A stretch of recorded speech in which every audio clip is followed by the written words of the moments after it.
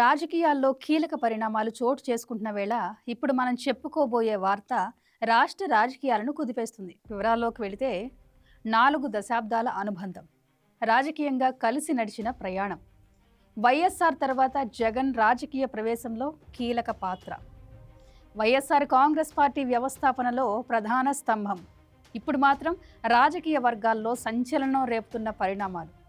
అసలు ఏం జరిగింది?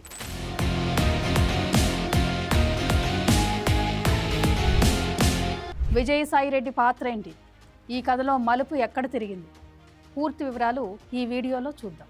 వైఎస్ఆర్ కాంగ్రెస్ పార్టీ అధినేత జగన్మోహన్ రెడ్డికి అత్యంత సన్నిహితుడిగా, పార్టీతో పాటు జగన్మోహన్ రెడ్డి అధికారంలో ఉన్నప్పుడు నెంబర్ 2గా గుర్తింపు పొందిన విజయసాయిరెడ్డి ఇటీవల పార్టీ లైన్కు భిన్నంగా వ్యవహరించి రాజ్యసభ సభ్యత్వానికి రాజీనామా చేసి రాజకీయాలకు దూరంగా ఉంటానని ప్రకటించిన విషయంలో ఆంధ్రప్రదేశ్ రాజకీయాల్లో పెద్ద దుమారమే రేగింది. 2024 ఎన్నికల్లో వైఎస్ఆర్ కాంగ్రెస్ పార్టీ తిరిగి అధికారంలోకి రాలేదు. కూటమి అధికారంలోకి రాగానే లిక్కర్ కేసుపై ఈడీ విచారణ సాగుతుంది. ఈడీ విచారణలో రాజకీయ ఒత్తిళ్లతోనే జగన్కు వ్యతిరేకంగా విజయసాయిరెడ్డి మాట్లాడుతున్నారంటూ ప్రచారం అప్పట్లో తెర మీదకొచ్చింది. కానీ కొద్ది రోజులకే రాజ్యసభ సభ్యత్వానికి రాజీనామా చేస్తూ ఇక పూర్తిగా రాజకీయాలకు దూరంగా ఉంటానని ప్రకటించారు.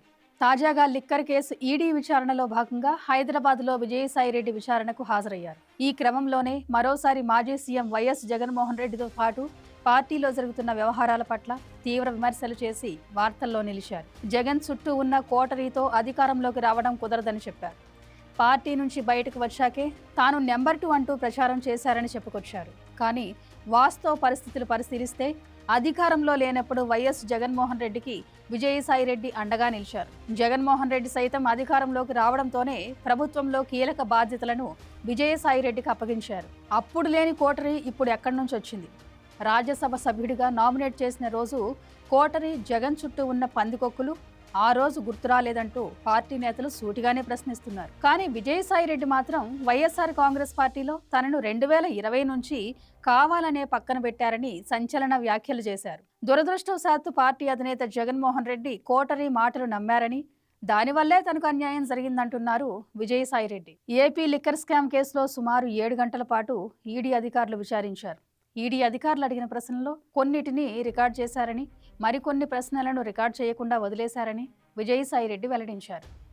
విచారణ ప్రారంభంలోనే లిక్కర్ స్కామ్ జరిగిందా లేదా అనే ప్రశ్నను అధికారులు సంధించారని తెలిపారు. దీనికి తాను లిక్కర్ స్కామ్ గురించి నాకు ఎలాంటి సమాచారం లేదన్నారు. ఎవరు ఇన్వాల్వ్ అయ్యారో వాళ్లనే అడగాలని సమాధానం ఇచ్చినట్టు చెప్పారు. వైసీపీ పార్టీలో నెంబర్ 2 స్థానంలో ఉండి కూడా మీకు తెలియదా?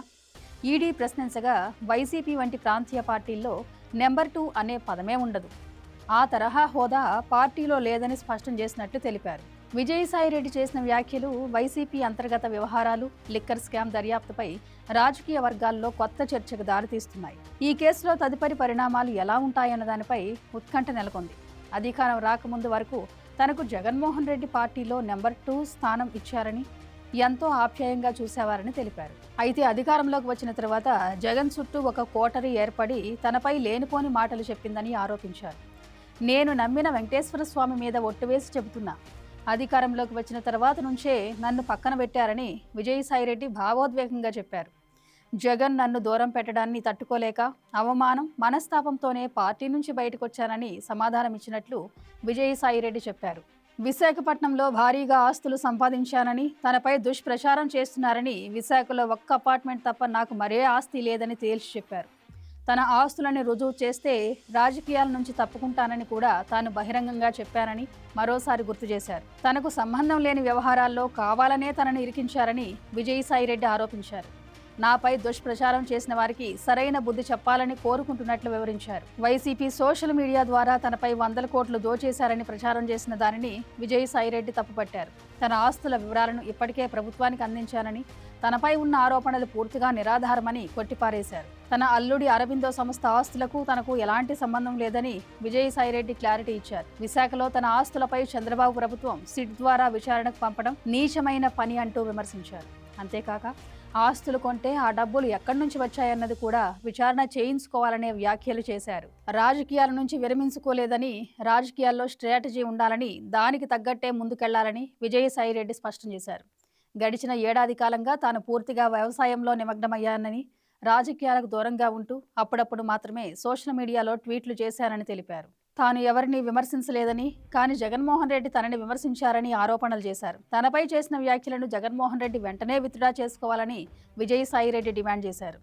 విజయసాయి ఎవరి వద్ద చేయి చాచలేదని, అంతేకాకుండా జగన్ వద్ద పాలేరులా పనిచేశారని వ్యాఖ్యలు చేశారు. జగన్ చుట్టూ ఉన్న కోటరీ మాటలు నమ్మి తనపై తప్పుడు ఆరోపణలు చేసి పొగబెట్టి పార్టీ నుంచి బయటకు పంపించారని విజయసాయిరెడ్డి తీవ్రంగా ఆరోపించారు. విజయసాయిరెడ్డి తాజా వ్యాఖ్యలు వైఎస్ఆర్ కాంగ్రెస్ పార్టీలోని అంతర్గత విభేదాలు మరింత బహిర్గతమవుతున్నాయన్న సంకేతాలనిస్తున్నాయి. రాబోయే రోజుల్లో ఆయన రాజకీయ అడుగులు ఎలా ఉండబోతున్నాయన్నది ఆసక్తికరంగా మారింది. ప్రస్తుత చంద్రబాబు నాయుడు ప్రభుత్వం కక్షపూరిత రాజకీయాలకు పాల్పడుతుందని మాజీ రాజ్యసభ సభ్యుడు విజయసాయిరెడ్డి తీవ్ర ఆరోపణలు చేశారు.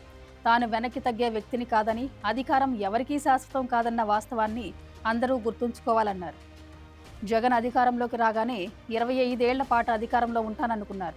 ఇప్పుడు చంద్రబాబు, లోకేష్ కూడా మరో 25 ఏళ్ల పాటు మేమే అధికారంలో ఉంటామని అనుకుంటున్నారని విజయసాయిరెడ్డి వ్యాఖ్యానించారు. మరోవైపు విజయసాయిరెడ్డి తన కొత్త రాజకీయ ప్రస్థానంపై కీలక వ్యాఖ్యలు చేస్తూ రాజకీయ వర్గాల్లో ఆసక్తి రేపారు. తాను రాజకీయాలకు స్వస్తి చెప్పలేదని స్పష్టం చేసిన ఆయన తిరిగి యాక్టివ్ పాలిటిక్స్లోకి వస్తానని తేల్చి చెప్పారు. విజయసాయిరెడ్డి చేసిన వ్యాఖ్యలు వైఎస్ఆర్ కాంగ్రెస్ పార్టీ భవిష్యత్ వ్యూహాలు, నేతృత్వ శైలి పట్ల కీలక ప్రశ్నలు లేవనెత్తుతున్నాయి. కూటమి రాజకీయాలు, కోటరీ ఆధిపత్యం కొనసాగితే జగన్కు మళ్లీ అధికారం దక్కదని ఆయన చేసిన విశ్లేషణ రాజకీయ వర్గాల్లో చర్చనీయాంశంగా మారింది. మాజీ రాజ్యసభ సభ్యుడు సాయిరెడ్డి రాజకీయ రీఎంట్రీ ఖాయమైంది.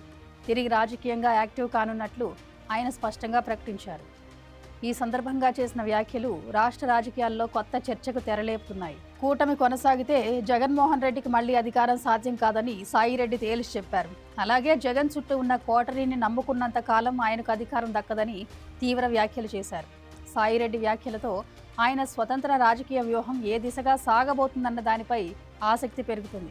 జగన్, చంద్రబాబు ఇద్దరిని ఒకేసారి విమర్శించడం అంటే రానున్న రోజుల్లో ఆయన రాజకీయ పాత్ర మరింత కీలకంగా మారే అవకాశం ఉందన్న చర్చ మొదలైంది. మరోసారి చంద్రబాబు, పవన్ కళ్యాణ్తో రాజకీయ వైరుధ్యం తప్ప మరే వ్యక్తిగత విభేదాలు లేవని చెప్పడం చూస్తుంటే విజయసాయిరెడ్డి ఏ జెండా కప్పుకుంటున్నారో క్లారిటీ వచ్చేస్తుంది. తాజాగా జూన్ తర్వాత నుంచి పూర్తిస్థాయి రాజకీయాల్లో ఉంటానని ట్వీట్ చేయడంతో కమలం గూటికి చేరేందుకు లైన్ క్లియర్ అయిందనే సంకేతాలు వినిపిస్తున్నాయి. మొత్తానికి ఏపీ లిక్కర్ స్కామ్, విజయసాయిరెడ్డి ఆరోపణలు, వైఎస్ఆర్ కాంగ్రెస్ పార్టీ రాజకీయాలు ఎలా ఉండబోతున్నాయనేది మున్ముందు చూడాలి మరి.